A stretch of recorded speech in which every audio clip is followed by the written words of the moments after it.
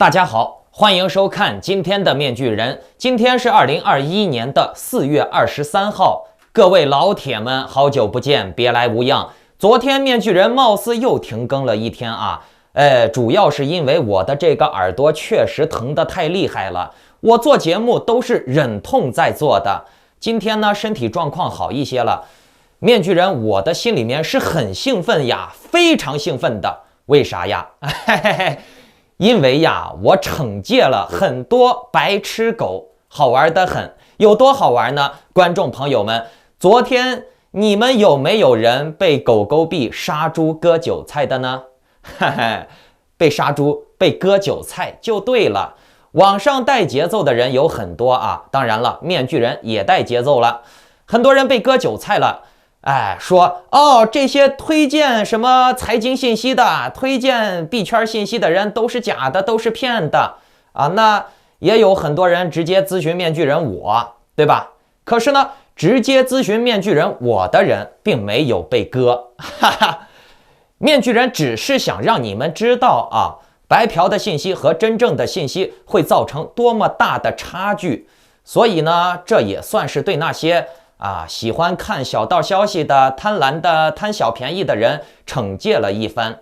先来看今天的标题：狗狗币暴跌70%，有人亏得跳楼，新手炒币该怎么玩才能立于不败之地？6小时机制了解一下。白痴者死，网络直播法横空出世，面具人要退役了。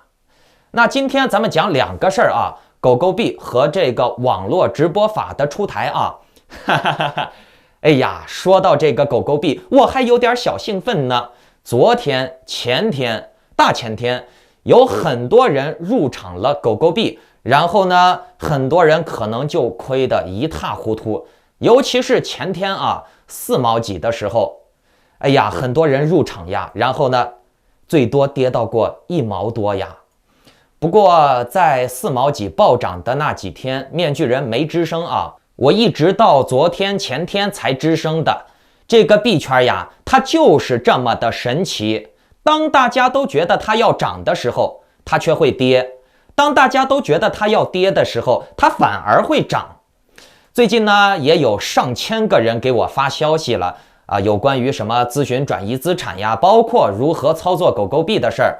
哎呀，有些人真的是搞得面具人我很生气呀，所以我刚才还说了，惩戒了一部分白痴的人，好玩的地方就在这儿。面具人的标题也说了，新手炒币究竟该怎么玩才能够立于不败之地？什么是6小时机制？该怎么看盘子，决定什么时候入手，什么时候出手？这些内容呀，可都是面具人实战群里面的会员内容啊。面具人现在的气也消了，身体也好了一点了。今天呢，就给你们公开一点投资理财的干货吧。那好，节目开始之前呢，新来的观众朋友们就请点击屏幕下方的点赞、订阅、小铃铛，这样呢，你们就不会错过面具人每一期的精彩节目了。好了，首先来讲讲这个狗狗币的事儿啊。这是有关于钱的话题嘛，大家都关心。那面具人就先放到前面来讲这个话题。在此之前呢，面具人在这里先要感叹一下，拜登拜爷牛逼，屌炸天！不知道大家最近关注美股没有？道琼指跌了321.41点，纳指跌了131.81点，标普500指数跌了38.44点。同样的，币圈也是一片哀嚎，至少呢都是10%左右的跌幅，有的呢都是30%、50%、60%、70%的百分比往下跌，就像狗狗币一样。这几天呢，很多人算是被杀的血亏呀。为什么整个金融市场会如此强烈的下滑震荡呢？主要就是因为拜登，刚才也说了，拜爷牛逼。据报道，拜登准备对富人征收最高可达43.4%的资本利得税。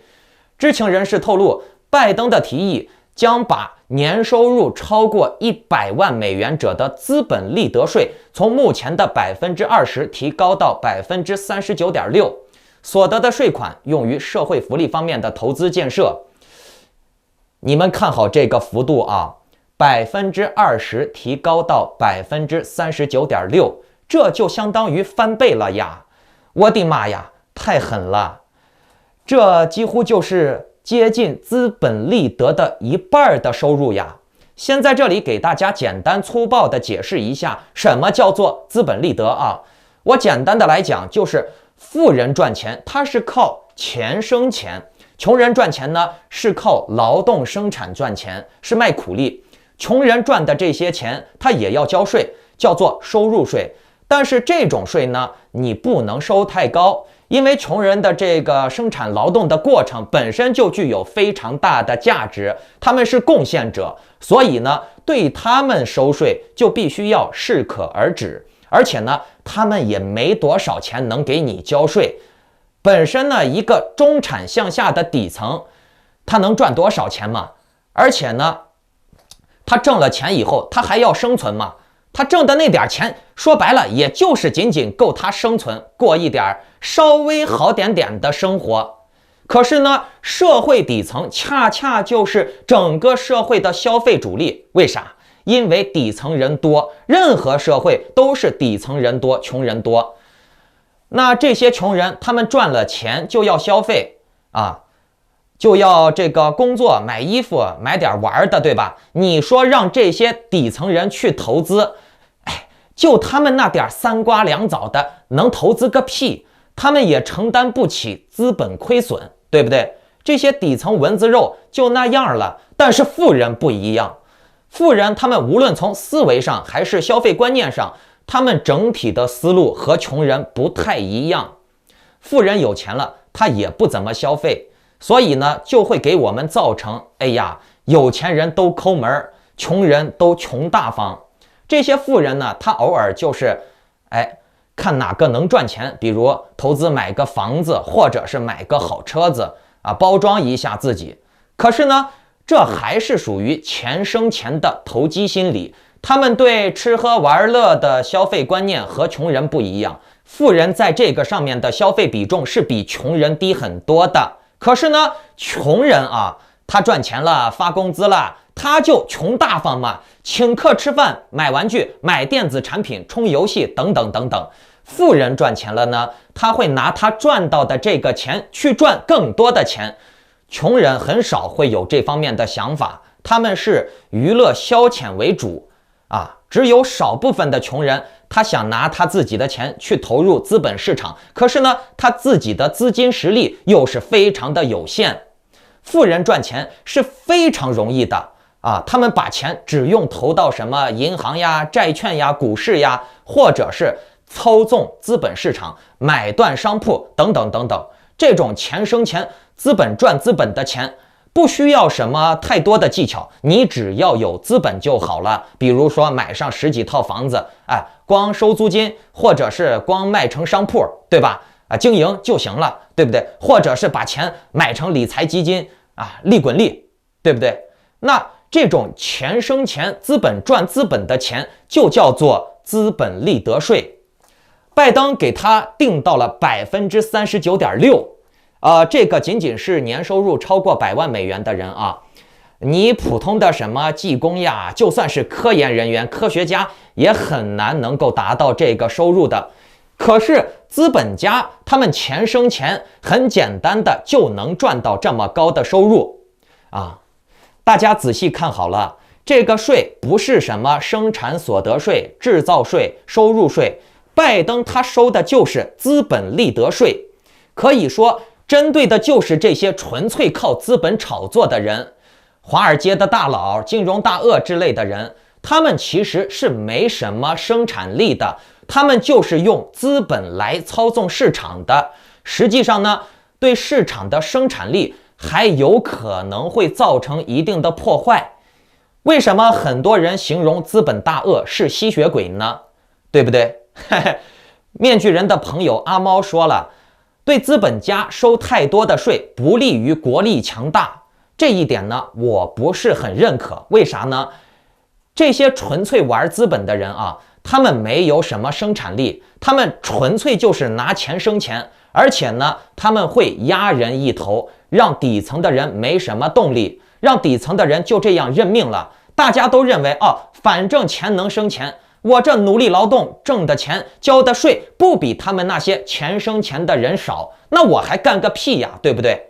同样的，过度的平等也会养很多懒人，拖慢社会的发展脚步反正都有福利嘛，大家还奋斗个啥嘛？所以说税呀，收多收少，凡事都要有个度。但是美国目前的资本市场是绝对不健康的，已经非常接近于中国的资本市场了。美国的贫富差距也非常接近于中共的状态了，贫富差距非常的大，底层人也越来越难翻身了。如果没有税来平衡，让市场野蛮发展，让资本野蛮发展，最终呢就是富人越来越富，穷人越来越穷。这里面呢涉及到了非常多的学科，有心理学财经学、教育学、人脉、社会资源等等等等。加税呢可以很好的去平衡这个贫富差距。在这里面具人要给大家当头一棒呀，让大家清醒一下。很多人说川普减税是给老百姓谋福利，不是的，川普减税减的是年收入非常高的有钱人的税，穷人的税几乎没有受啥影响。本身呢，这穷人和富人在某种层面上就是敌对的，因为呢资源有限，一个人变穷了，就代表有人变富了。富人想要不变穷，就必须让穷人更穷，这是根植于人性的东西。中国的红色贵族出台各种各样的惨无人道的政策，也都是为了压制底层穷人，让他们更穷。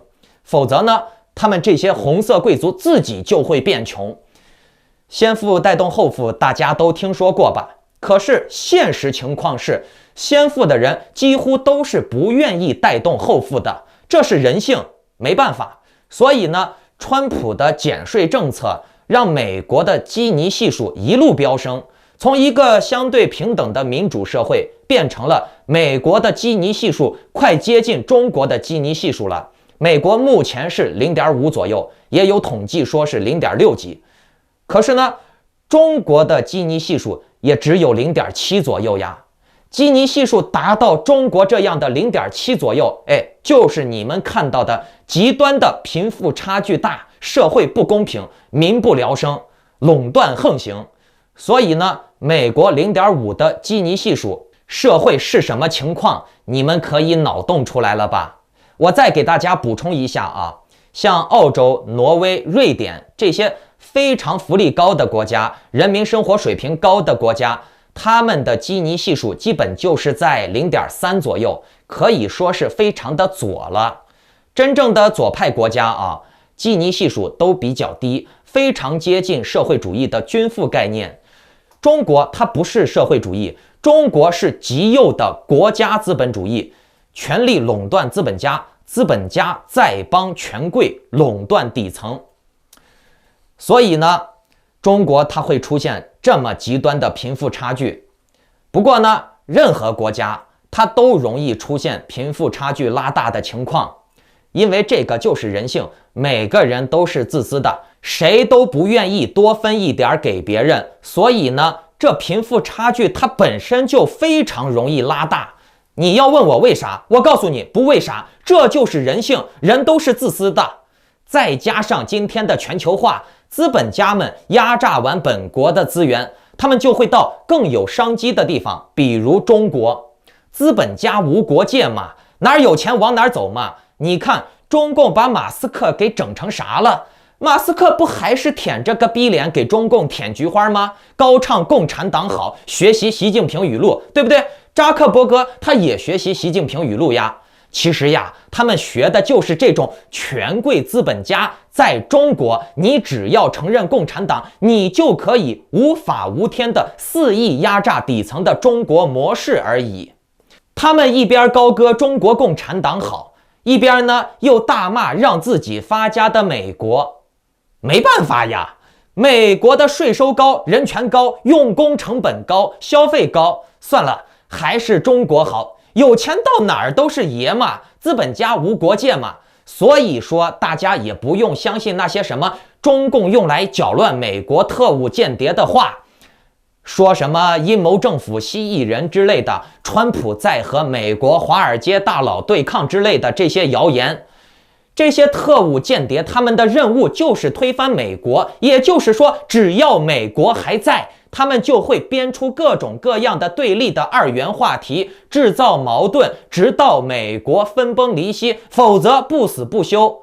面具人就把话撂到这儿了。不信你们过上半年、1年、3年以后再来看面具人的这一期节目，然后呢，你们再去网上看看这些目前在美国拉一派打一派的人，到那时候是不是还在做同样的事儿，编织着无穷无尽的故事。而实际上在与华尔街金融大佬、资本集团对抗的人恰恰是拜登。说拜登背后是资本家大财团的这种阴谋论就可以破灭了。为啥？你想嘛，拜登他怎么可能对自己的资本集团收接近1半的税呢？他这岂不是自残吗？好了，咱们继续讲主题啊。拜登的这波操作，他要收资本利得税，对于金融市场纯粹的那种靠钱赚钱的人的打击是非常大的。但是呢，他的这个政策目前仅仅是想法阶段，就导致了资本金融市场的大跌。同样的，这个币圈它赚的钱也是资本利得呀，所以呢，股市、币圈都是全面下跌。为啥？因为赚钱没用了呀，赚的钱赚到了以后还得要给出去那么多，你说我赚这个钱有啥意义吗？少赚点也没啥了。我赚得多交得多嘛，对不对？有啥意义？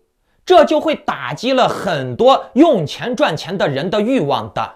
所以呢，币市下跌，股市下跌，尤其是这个币市下跌啊，这也印证了我上期节目中所说的，政府掌握公权力，他在有必要的时候进行资本的管控，他就会对这个资本市场造成严厉的打击。你币圈的大佬，他也是逃不过政府的铁拳的。大家可以看一下我上期节目啊，我在结尾部分已经说得非常清楚了。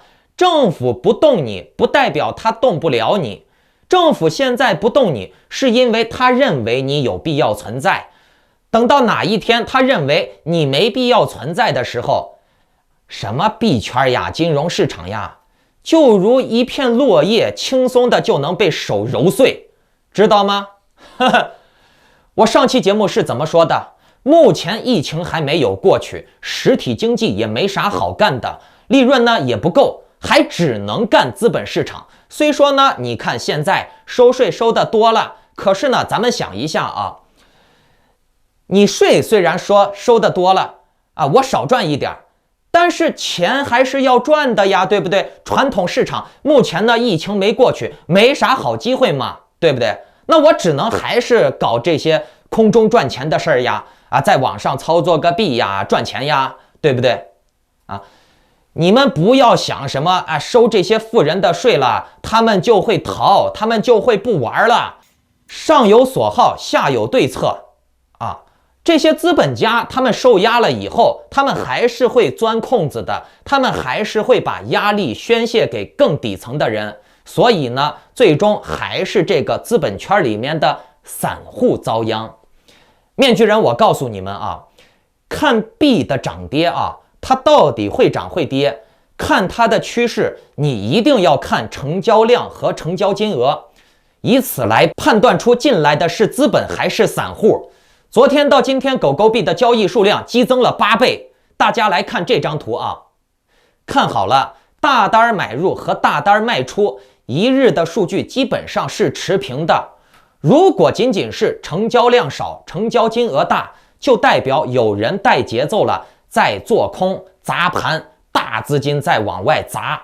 如果是成交量大，成交金额无论大小，就代表资本寡头他们没怎么抛售，都是散户们扛不住了，跑了。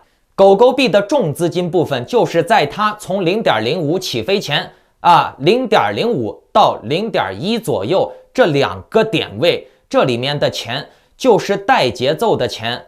而且我专门观察了历史数据，这2个部分2个区域的钱是重资金，大量的资金，很多人的重金在这里，那剩下的多出来的钱就是跟节奏的散户了。狗狗币的数量不像比特币那样稀缺，所以呢，狗狗币的本身最大的价值就在于炒作价值，镰刀韭菜的关系，懂了没？我们再来看这张图啊，大家仔细观察，越短的时间内，大金额入场的比例也就越高。你们知道这是为什么不？因为这些大金额的庄家，他们在和散户打心理战。再给你们看一张图，狗狗币最大的体量的单价在于 0.04 左右，也就是说这个区域是托底资金。在这个区域以后呢，有大资金带节奏了 0.1 左右。当然了，也有非常多的跟道消息的散户。咱们再看这张图啊， 0.23、24、22这个价位区间，看好了啊，进场的很多，但是盘子没怎么涨，交易量激增了好几倍，但是这个盘子没托起来。你们知道这是为什么不？就代表进入的资金的交易笔数多，但是资金量不大。那也就证明这些大量的交易数量都是散户，这也证明了散户的热情很高，都在往里面冲。其实我告诉你们啊，在这个水面之下，这些大资金庄家们，他们正在带节奏，负责震荡盘子呢，要把这些韭菜往外震，然后呢，资本寡头套利。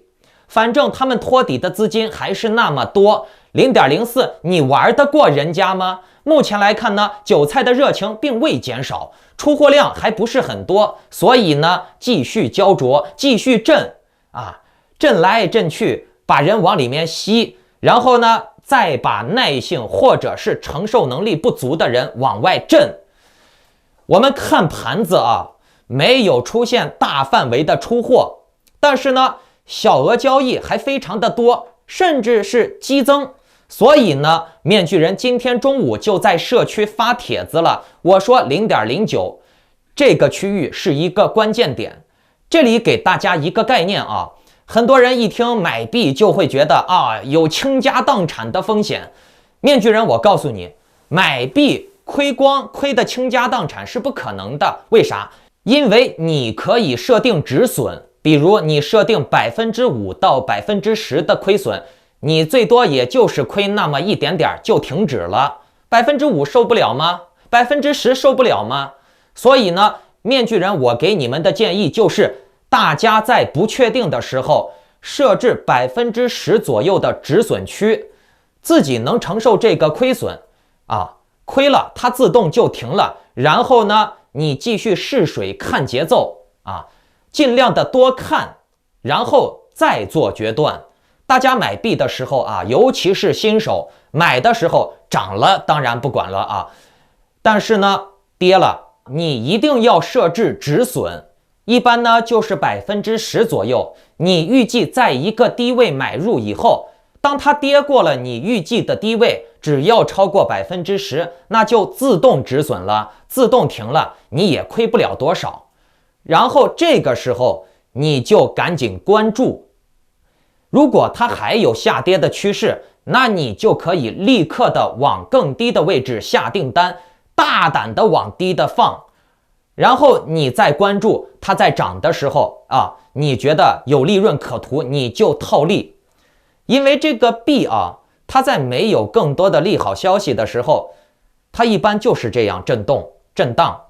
给大家再说一个概念啊，在市场学，尤其是币圈精算当中，有一个6小时机制，你们知道吗？就是人的心理承受能力会在6个小时之后急剧下降，任何时候都是这样，不管是学习、做生意、上班。所以呢，很多它这个发达国家啊，它把这个工作时间限制到6个小时以内。这个币圈的炒作也是一样。一个人啊，他超过6个小时以后，他的心态会急剧变化。所以呢，你们在买入或者买出的时候，这6个小时的心态会非常的重要。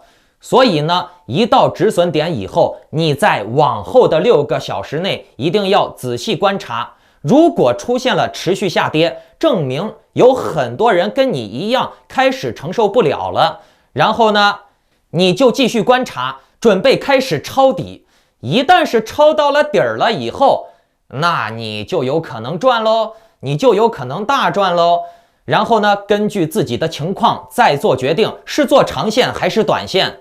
狗狗币一共出现了2次超大资金的流入，分别在 0.04 和 0.1 左右，并且呢 0.04 和这个 0.1 这2个价位的重资金人员很可能都是同一批人。所以面具人告诉大家，只要不跌穿这个价位，他们这些至少资本寡头都是安全的。现在出局的都是散户，被震荡来震荡去，震得他们心里崩溃了，给震走了。慢慢玩，洗盘还在继续呢，砸盘震盘还在继续呢，还没出现更大的震级呢。我告诉你，昨天的 0.13 只是一个探底儿，今天呢有可能还会更低更低更低。玩币呢，玩的就是心态。其实面具人我每天都能收到100-200封邮件，有时候更多。这些邮件呢，基本上都是让面具人我详细指导他们该怎么玩，该怎么操作，有什么经验能分享。大家来看这张图啊，我给大家揭秘一下啊，币这个东西呀，往上唱涨的人有很多，尤其是自己持有币的人，他们更是会唱涨。唱衰的、唱空的都是那些还没入场的、等待抄底儿的人。为了自己的利益嘛，持币的人他永远都是要唱涨的，这一点呢，也希望大家能够理解。前天说 0.3 是好价位，大前天说 0.4 再不买就来不及了。也有很多人做节目专门说是吧，昨天面具人预测的低位就是 0.25，那昨天 0.25 到 0.3 震荡了好几次，对吧？并且呢，昨天最低的位置基本上也就是 0.25 左右，每天的情况都不一样。面具人今天给大家的数据是 0.09 啊，昨天从 0.25 震到了 0.13， 今天呢又拉回到了 0.25， 别急，还有的震荡呢。你看这张图里面的朋友，他就是按照面具人我1对1给他指导的操作方式，他从 0.25 开始操作，然后呢到今天还赚了。很多酸民还怼面具人我说哎呀，面具人你说 0.25 不对呀，这今天可是跌过了 0.25 呀。听到这话，面具人我就想说了我说过这个币到了 0.25 就不会再跌了吗？有点常识的人都知道，这玩意儿有涨有跌，对吧？万事万物都在变化呢，对不对？怎么可能这个币到了 0.25 以后就不变了再说了，具体的操作方式你要咨询我呀，你不咨询，你自己瞎迷信，想占便宜网上看到点小道消息，你就觉得你能赚钱了，你不倒霉谁倒霉呢？你们也看到了我跟这位朋友的聊天记录了，他是赚了钱的了，他就是按照我具体指导的技巧来操作的，人家赚钱了呀，为什么你不来问我呢？他具体是怎么做到赚钱的，那节目里面我就不能多说了，不然对市场不好，只能咱们私下咨询。不过呢，那种认为仅仅靠网上看到的白嫖消息就能学会精细的操盘的人认为仅仅靠看看网上说的消息就觉得能赚大钱的人，我想问问你们，你觉得可能吗？这玩意儿有涨有跌你随便放点钱进去了，看点消息就认为能赚大钱发大财了，在不是做梦的情况下，这都是不可能的。如果赚钱那么容易的话，那都去赚了，对不对？前2天涨的时候，网上还有人说这玩意儿能涨到1美元、10美元、100美元的呢，那你怎么不听他们的消息？你怎么不在那个时候入呢？在那个时候入的人我忘了都亏惨了，是不是？对不对？赚钱哪有那么容易呢？尤其是那种抱着白嫖投点钱看点小消息，网上随便看一看就觉得自己能发大财的，有着这种心态的人，这种人呢活该被惩戒呀，活该被割韭菜呀。你们看看这些图片，这都是面具人的团队模拟跑盘的数据，每天都要模拟好几次呢。真就是你觉得涨就涨，你觉得跌就跌，那还要这么多的专业团队，人家这些资本寡头还要请那么多的精算师是干嘛的嘛？对不对？但是面具人这里啊，有一些玩法能让你赚钱，至少呢你也不怎么亏。可是呢，这些细节操作技巧太多了，沟通起来太费劲儿，我在节目里面很难讲清楚，而且呢讲多了对市场也不好。有些话呢咱们只能私下再说，包括面具人说的什么跨国开户呀，你们看这些图，很多人都成功的办到了外国的银行卡了，然后呢利用面具人我提供的渠道，开始了自己的资产外逃的黄金大道了。他们可以不用担心自己的钱被变成数字人民币了啊！说远了，咱们回归主题啊，我来把这个币给大家总结一下。散户玩这个，运气和技术成分占多；资本机构玩这个是稳赚不赔的，他们能看到的数据是我们不可能看到的。面具人只能告诉你，昨天的 0.13 的这个区域只是寡头们的一次试水。套利，好戏还在后面呢。我昨天的社区帖子里面也精确的预判了，昨天最低的价位应该是 0.25 左右。然后呢，昨天的币价就在 0.25 到 0.3 这个区间震荡了好几次。那也有很多人从这个震荡当中套利了呀，盈利了呀，对不对？你们再看我今天发的社区帖子，我今天预测啊，很有可能会震荡到 0.09 这个范围区间，也有可能是 0.13、12啊。至少呢，昨天的 0.13 的这个区域啊，应该是今天了啊，凌晨这个区域，它只是寡头们的一次试水，等着看吧啊。如果有想要继续学习一些精细化操作的，大家可以看屏幕下方有我的邮箱和 Line。加我，咱们私下了解。好了，来讲今天的第二个事儿啊，那就是国内现在网络直播有关的法律有更详细的立法了。国家互联网信息办公室、公安部、商务部、文化和旅游部、国家税务总局、国家市场监督管理总局、国家广播电视总局等7个部门联合发布了《网络直播营销管理办法》，2021年5月25日起施行。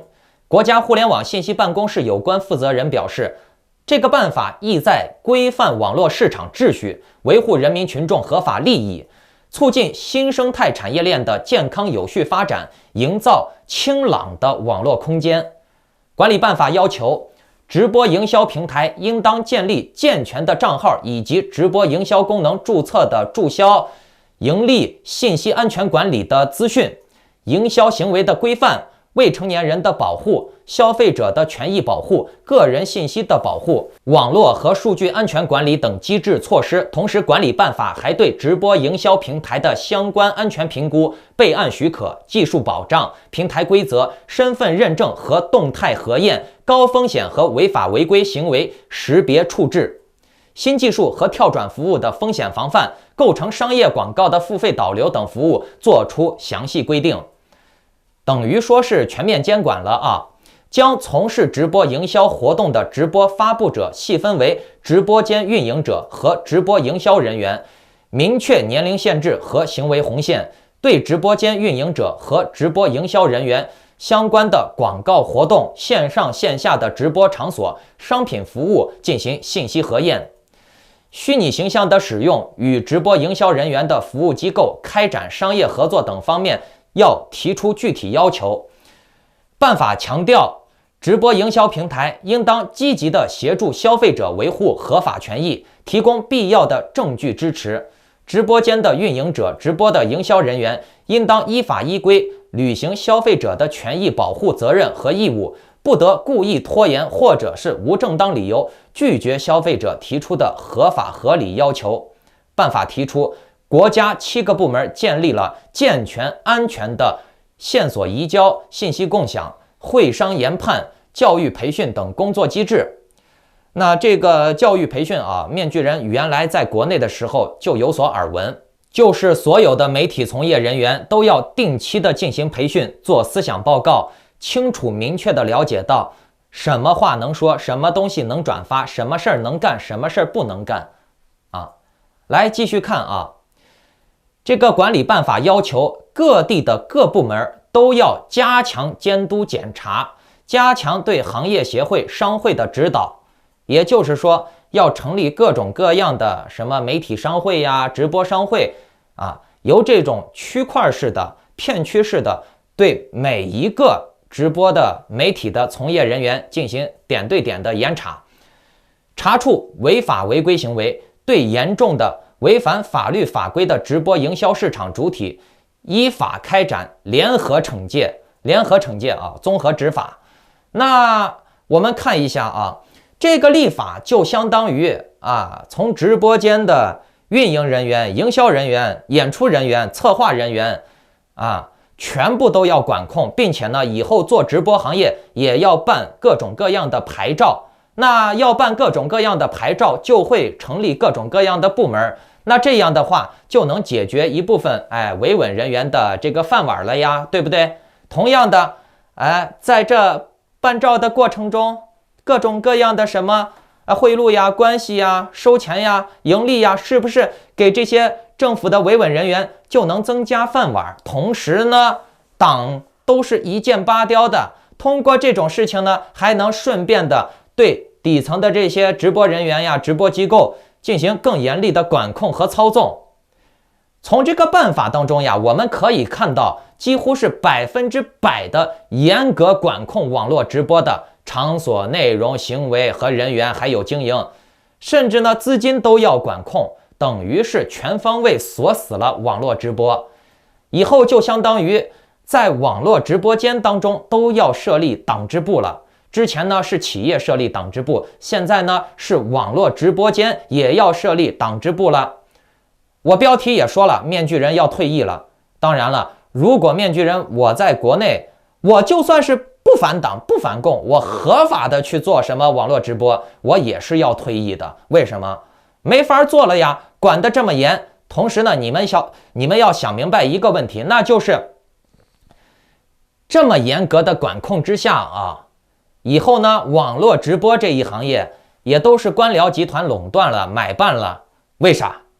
因为你没关系，你就曝不了光。我相信有很多是在墙内从事过这种媒体的人吧，你们应该是有所感受吧？做什么抖音呀、头条呀、B 站呀、什么各种各样的西瓜视频呀，这里面的水有多深，你们应该是有切身的体会吧？没关系，你能做起来。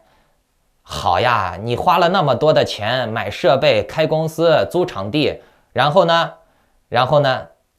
你这些钱只是给党贡献了，就这么简单。人家李子柒随便拍一个啥，党只要给他推，党只要给他流量，他就能火。你呢，你拍的再好，酒香也怕巷子深呀，对不对？那好，今天的节目如果大家觉得能够帮助到你们的话，就请点击屏幕下方的点赞、订阅、小铃铛。如果认为咱们的内容能够帮助到更多的人的话，就请点击转发，让更多的人加入我们，一起提高智商。如果各位有更详细的心理学呀、家庭情感问题呀、理财投资的问题呀，想要咨询面具人我的，可以看屏幕下方的这个联系方式有我的联系方式。